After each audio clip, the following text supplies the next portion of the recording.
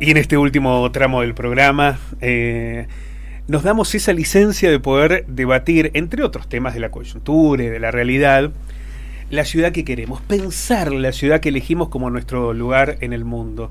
Una ciudad que pronto va a celebrar esa posibilidad de desarrollarse o de construirse después de más de 2 siglos, con generaciones que la han elegido y sostienen esa elección en muchísimos aspectos que nos enamoran y nos entusiasman de Río Cuarto. Pero también están los otros, los que necesariamente tenemos que poner en debate para que tengamos una ciudad mejor, más inclusiva, más igualitaria, más amigable con nosotros mismos, para que no tengamos que volver enojados porque el tránsito es un lío, por tantas circunstancias que también nos agobian. Y en este pensar la ciudad vamos a sumar hoy al presidente del Colegio de Abogados, al doctor Esteban Marrero. ¿Cómo le va, doctor? Buenas tardes, un placer. Pablo, el placer es mío, buenas tardes. ¿Eligió esta ciudad como su lugar en el mundo o como muchos de nosotros llegó alguna vez a estudiar y dijo: sí, la verdad que está lindo estar por acá? No, la elegí como un lugar, como mi lugar en el mundo. Ajá. Y la aprendí a querer desde chico y conservo recuerdos bellísimos. Tuve oportunidad de vivir en la ciudad de Córdoba por razones académicas, estudié abogacía allí. No estaba todavía instalada la carrera de abogacía dependiente de la Universidad Nacional de Río Cuarto en el año 97, cuando debí emigrar a estudiar a la docta.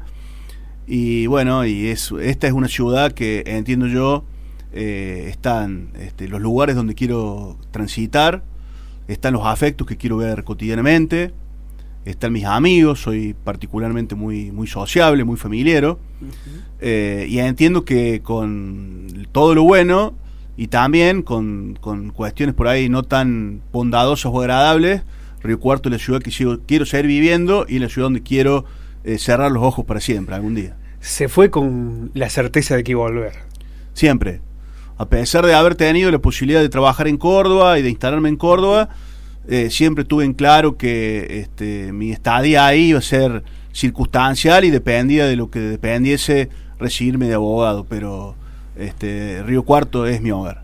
Hay algo que en general, y digo en particular en los abogados, pero que en general se advierte dentro del grupo de abogados, es que cuando se van resignan la pasión futbolera y se hacen todos hinchas de Talleres de Belgrano. ¿Es más o menos así o no? No fue mi caso. No fue Debo ser la excepción que confirma la regla. Hay muchos abogados hinchas de Talleres. No fue mi caso. Sí. He ido a la cancha, aprovechaba ir a la cancha para ver a Talleres. Tenía un grupo de amigos abogados que iban a ver a Talleres. Hay algunos que son muy fanáticos. El fiscal Rivero, por ejemplo, fanático, van siempre Así es. A pero el fiscal Rivero, su padre jugó en Talleres. Así que también es muy entendible su gran jugador de fútbol, Julio Rivero. Sí, pero que era bueno era el padre. Yo lo cargo al doctor Rivero, con quien tengo mucha estima con ese tema. El que enojón el fiscal Rivero jugando al fútbol, ¿no? Sí. También. Dentro de la cancha no es tan buena persona como fuera de la cancha el doctor Rivero. Pero también me imagino que habrá muchos aspectos de la ciudad que, como dirigente, como representante de la función pública que implica tener la representatividad del Colegio de Abogados, que le preocupan, que le gustaría que se debatan. Hemos dicho en varias oportunidades, hay muchos debates inconclusos en la ciudad y que a veces nos relegan, incluso frente a otras ciudades de la provincia.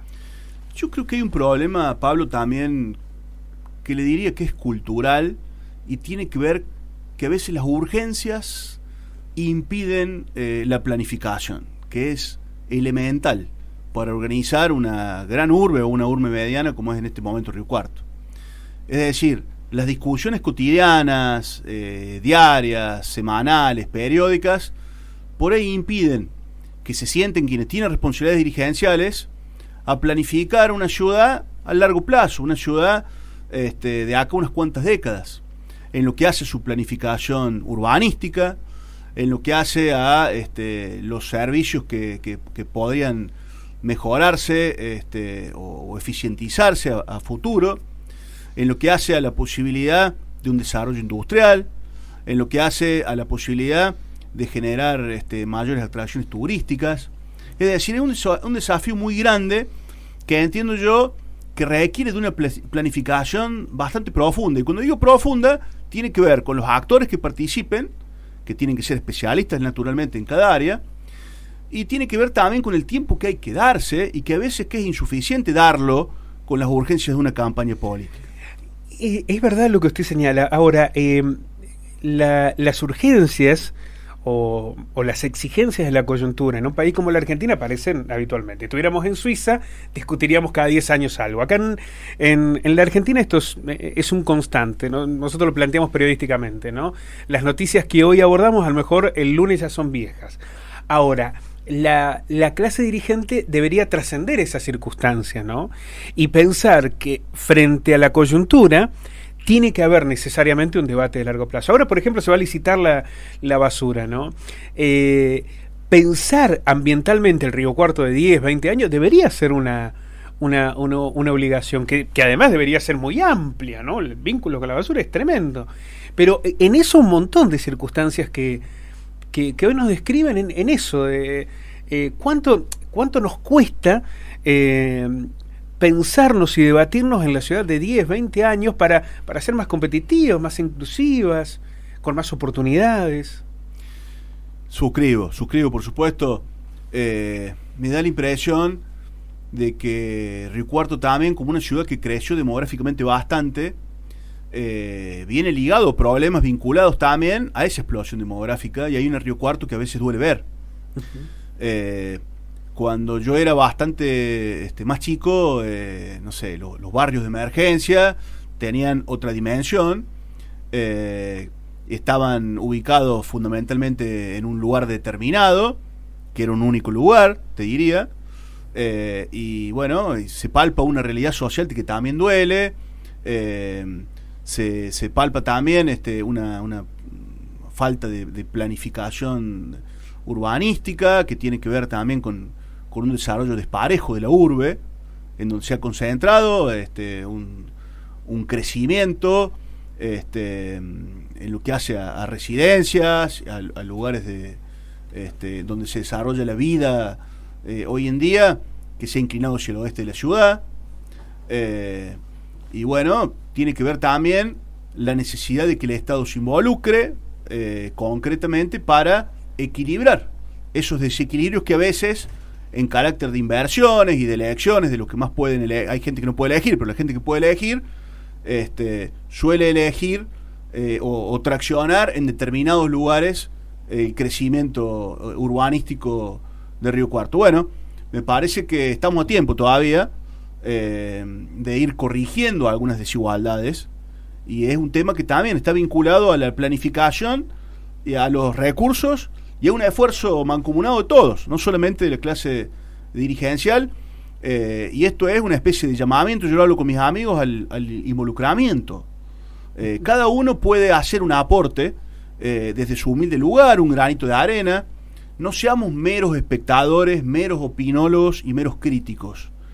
Me parece que hay que ver una visión que tiende al bien común. Cada uno puede tener, aún con modestas posibilidades, la chance de aportar algo en algún ámbito. Me parece que eso, Pablo, es lo que no hay que resignar, y me gustaría hacer humildemente un llamamiento. Lo he hablado con muchos amigos, cada uno desde su club, desde su vecinal, desde su ONG, de su organización, de su grupo de amigos, de su mesa de café. Es decir, involucrémonos todos. Todos podemos hacer que el recuerdo sea un poco mejor también.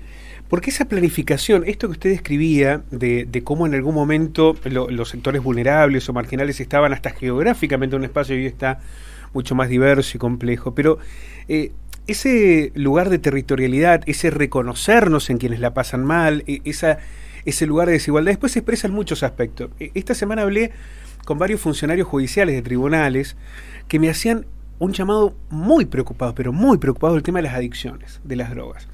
Hoy, sobre todo en el ámbito penal, el tema de las adicciones tiene una injerencia absoluta, o casi, ¿no? En más del 90% de los casos donde ha habido hechos delictivos, aparece de alguna manera el tema de las drogas.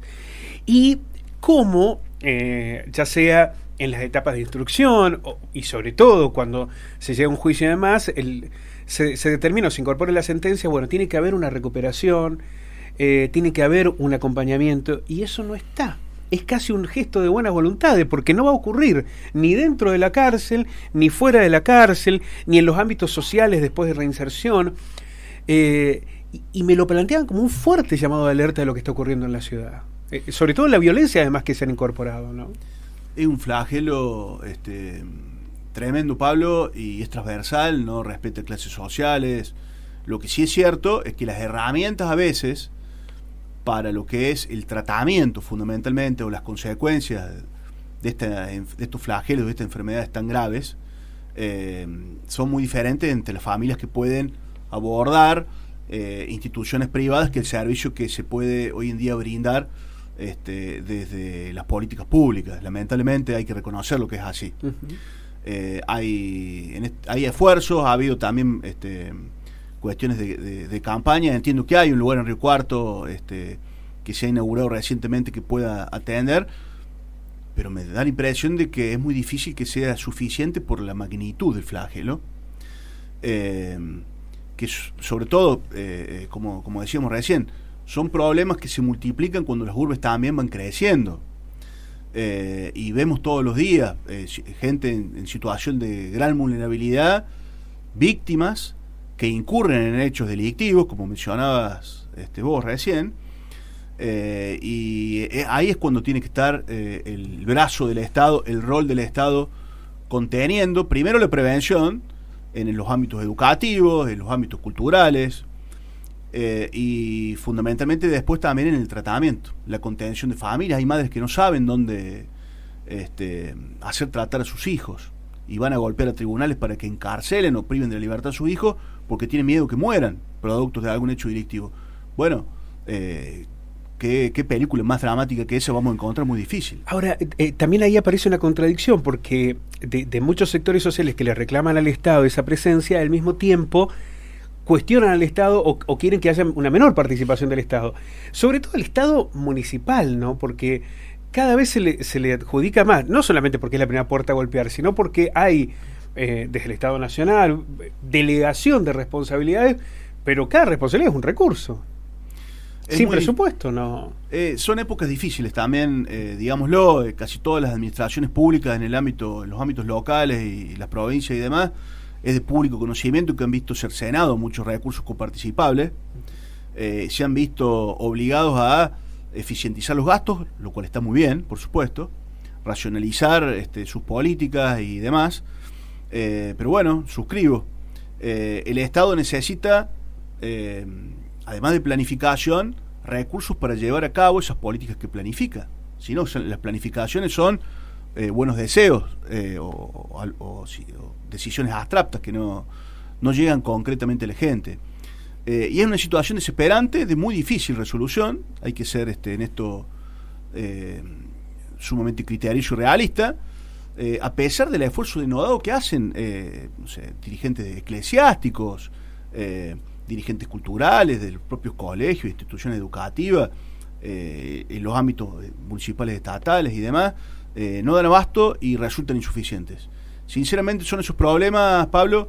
Uno no quiere pecar de pesimista, pero los esfuerzos, está a la vista, no están resultando suficientes para contener el flagelo primero de la adicción y después ya la parte represiva de cortar con el narcotráfico, que lejos de verse cercenado pareciera haber escalado en capas de decisiones políticas, de lugares de poder que son los que uno le gustaría desear que nunca fueran permeables, ¿no? Sí, claro, porque no hay manera de que pensemos en la magnitud y en la ramificación del narcotráfico si no hay algún tipo de vinculación con los instrumentos que lo habilitan, que lo amparan o que son en muchos casos conniventes también.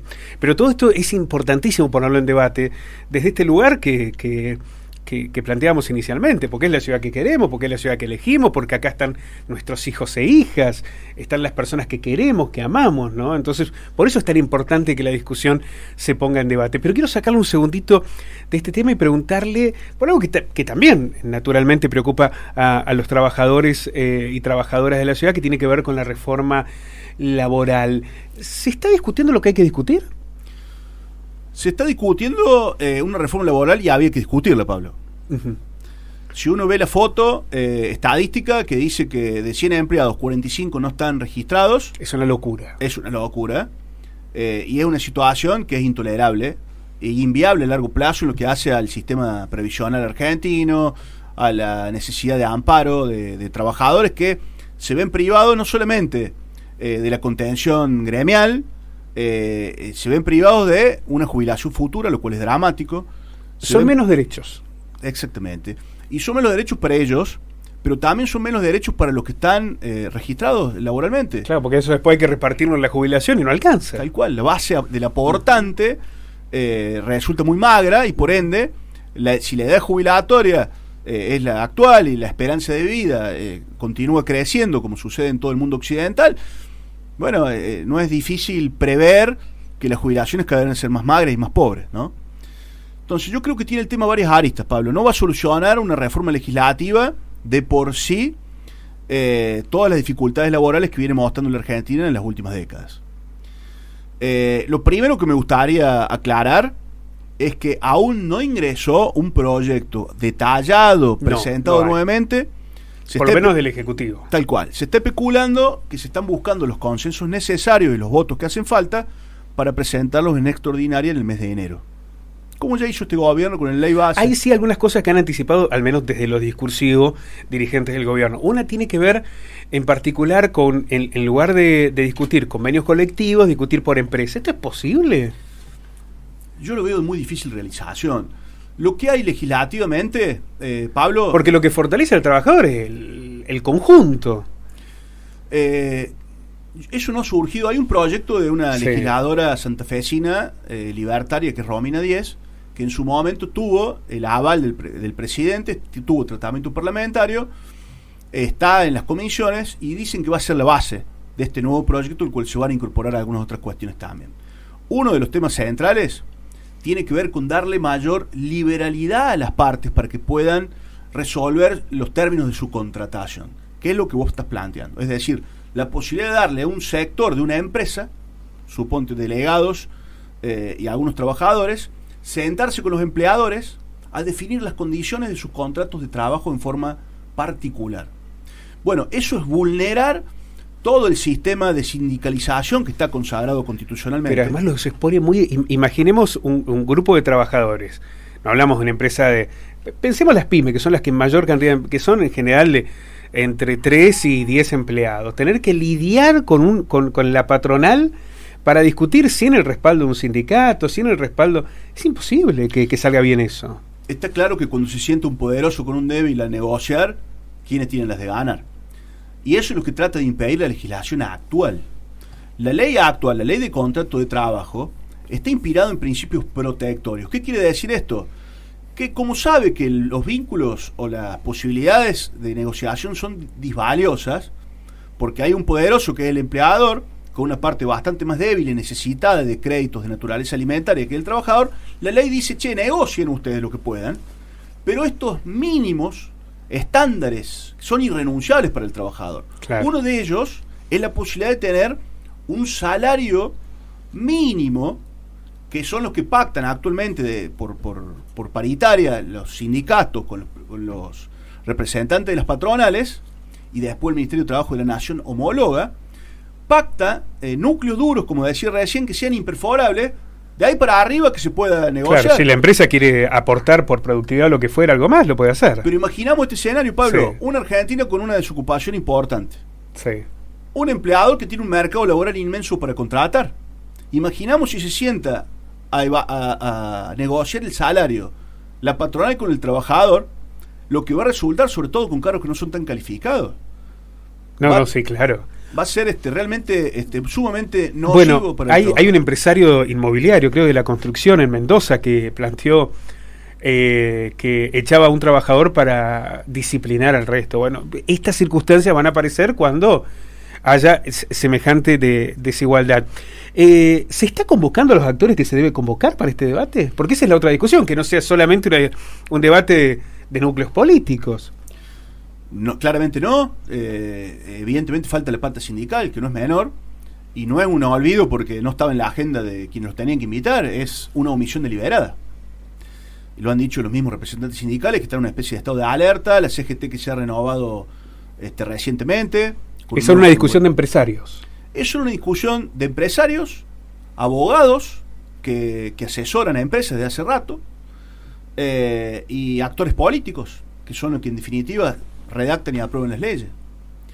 Y es preocupante porque me parece que lo que da cuenta de eso es que hay un rumbo que está bastante claro de a dónde se apunta, y créanme que no es un rumbo que vaya a favorecer a la mayoría de los trabajadores que el día de mañana tengan que ser legislados por esta nueva legislación. Bueno, y eso es la clave, ¿no? Porque se está debatiendo sobre los trabajadores sin que tengan esos trabajadores una garantía de que sus derechos y sus condiciones de trabajo van a mejorar, por lo cual ahí la reforma laboral pierde la sustancia o el objetivo que debería tener, más allá de que hay una coincidencia de que es un debate que se tiene que dar. Y esto es interesante también relacionado con lo que planteábamos en la ciudad. Cuando no se dan los debates a tiempo, cuando no se promueven determinados debates, después esos debates se terminan instalando por otro lado, ¿no? Entonces, toda esa discusión de la reforma laboral que durante años no se quiso dar, cuando había empleos que empezaban a desaparecer, cuando había trabajadores en negro, cuando había trabajadores que no pensaban en el aguinaldo de las vacaciones simplemente porque eran generaciones de generaciones que no habían podido acceder a eso. Cuando todo eso iba ocurriendo, que era una oportunidad para discutir, no se hizo. Y ahora nos encontramos en esta circunstancia. Bueno, nos cuesta planificar, nos cuesta pensarnos, ¿no? Yo, Pablo, como abogado laboralista, lo que puedo decir que me parece central, y aspiro que así sea, no solamente, como decíamos, la integración de los representantes sindicales, fundamental, que aparte están abiertos yo asesoro a un gremio en Río Cuarto, por ejemplo, están abiertos a modernizar los contratos de trabajo, están abiertos a sueldos con productividad en algunos casos, no están cerrados a otro tipo de sistema indemnizatorio. Lo que necesitan es dar su opinión abiertamente, e insisto, necesitan que se garanticen derechos adquiridos, que costó mucho tiempo adquirirlos, que tienen que ser un núcleo duro y irrenunciable. No puede estar en igualdad de condiciones un empleador con un trabajador, porque sabemos claramente cuáles son los derechos que se van a mancillar y quién es el que se va a llevar por delante el vínculo cuando no le convenga circunstancialmente ese contrato de trabajo. De ese núcleo en adelante, no hacia atrás. Tal cual, es un principio de progresividad. Se pueden revisar un montón de cuestiones. Lo de la jornada está perfecto que se revise, lo pueden pactar las partes, no veo que se vulnere ningún derecho si se respetan, por supuesto, los descansos diarios o anuales. Otro tipo de contratación está bien, la posibilidad de que los convenios adopten otro sistema indemnizatorio está perfecto. Ahora bien, la necesidad de la negociación paritaria colectiva, bueno, me parece que es importante para mínimamente plantear estándares de dignidad, porque aparte es un tema que no ha habido ningún cuestionamiento hasta el momento. No es que las cámaras empresarias hayan visto siempre salarios abusivos. Lo que las cámaras empresarias fundamentalmente se quejan es del costo laboral, que es otro tema, y se quejan por ahí de la falta de competitividad que tiene la Argentina con respecto a la región. Entonces me parece central que se concentre la reforma en 3 puntos. Primero, que el costo de empleabilidad en la Argentina deje de ser prácticamente el 50% que tiene que pagar la patronal, porque es prohibitivo, porque eso incentiva también el trabajo en negro, que tanto quiere combatir el Estado Nacional. El segundo punto, me parece que hay que permitir que la generación de empleo con incentivos. Hay un proyecto que plantea créditos fiscales para las empresas que empiecen a contratar trabajadores durante un año, pero también tiene que ver la pata de la productividad. Nadie contrata un trabajador porque sea barato y porque le dejen gratis los aportes patronales durante un año, si las ventas hacen que sea ocioso el poco personal que tiene. Si las condiciones económicas y de consumo y demás no favorecen, se puede hacer la mejor ley del mundo, pero las cosas no van a cambiar. Eso está claro. Doctor, quiero agradecerle muchísimo que nos haya acompañado en este espacio de reflexión de la ciudad y naturalmente este tema que es tan sensible como la reforma laboral, y seguramente la convocatoria para que sigamos discutiendo en otro momento estos aspectos que son centrales. Poner en debate las cuestiones que no solamente nos definen hoy, sino que nos van a definir a futuro, las condiciones de la ciudad y del país, es fundamental que sistemáticamente las podamos analizar. Muchísimas gracias. Al contrario, Pablo, a disposición. Un abrazo.